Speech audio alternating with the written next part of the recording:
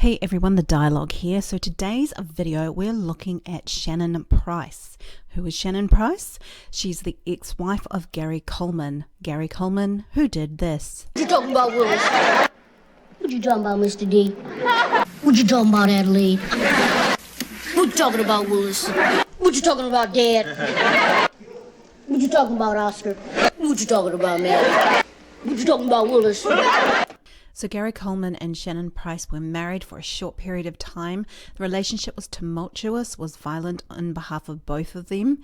Both of them have been charged with domestic violence. Now, unfortunately, Gary Coleman is now dead. He allegedly fell down the stairs, hurt his head, and unfortunately was in a coma and had to go off life support in the hospital. Now, there is speculation that Miss Shannon Price had something to do with his falling down the stairs. However, I'm not making the allegation, but what I am looking at is her body language and her micro expressions, especially in regard to what she's saying here. Some of it is problematic.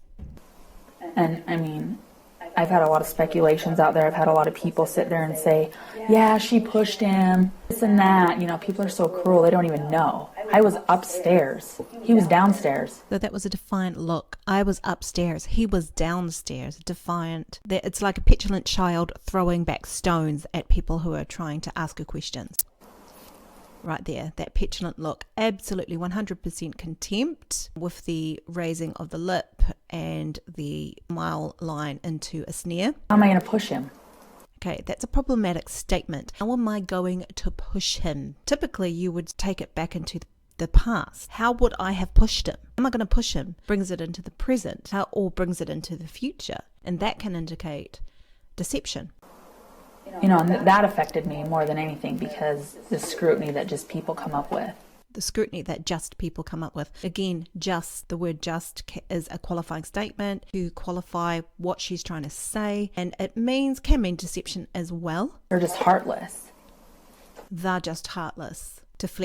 Deflection. Why would I want to hurt my husband? Are you kidding? Okay, so she looked over to her right, and this is all imaginary creation side of the brain, and over here this is your memory. It tends to be. It's not an exact science, but it's an indicator. Again, we have contempt. Again, we've got a little bit of fear, so we've got the contraction of the forehead and the coming together of the eyebrows. So there is a little bit of fear with what she's saying. Let's go back and have a look at that. Why would I want to hurt my husband? Are you kidding? Okay, are you kidding? And then you've got the fear factor right there.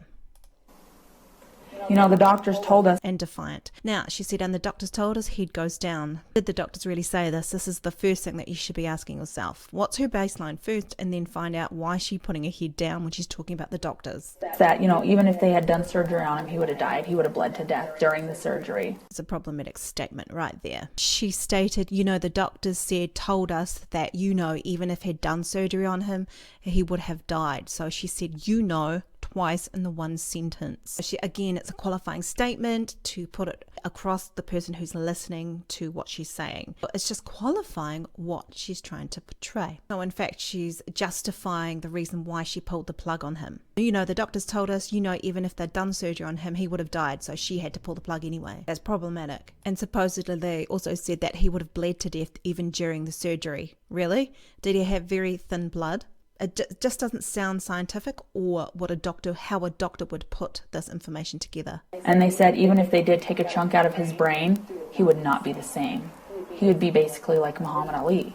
What a problematic statement right there. She said, and they said that even if they'd take a chunk out of his brain, so that is unscientific information that a doctor would portray to the wife of a patient would not be the same. It would basically be like Muhammad Ali. Muhammad Ali had Parkinson's disease. That's what he died of. They're completely different. One's a disease, one is trauma to the head. They're completely different things. So again, is justifying the fact that she pulled the plug. He wouldn't be, you know, and I mean, he would have died sooner or later anyway from that. He would have died sooner or later anyway from that. Anyway, and you know, she said that twice in that sentence. Again, it's qualifying statements to qualify her actions, justify her actions. Because it's so the brain, you know, it's so traumatic. I don't want people to be. So the brain, it's so traumatic. I think what she meant to say, it's so traumatic on the brain to have surgery, as he would have bled to death as that's what the doctors supposedly told her. So she had to take him off life support. He's so hard on me, thinking that, I had to pull the plug too early.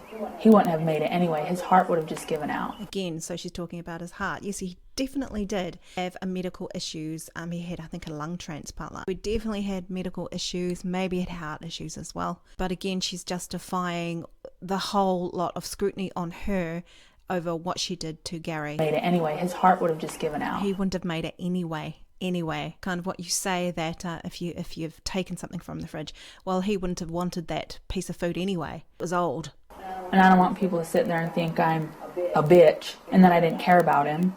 But, be in my situation. I mean, look what happened with Terry Schiavo. Okay, here we go about Terry Schiavo, who was in a coma after a cardiac arrest. He was fighting over whether to keep her alive or let her go on life support.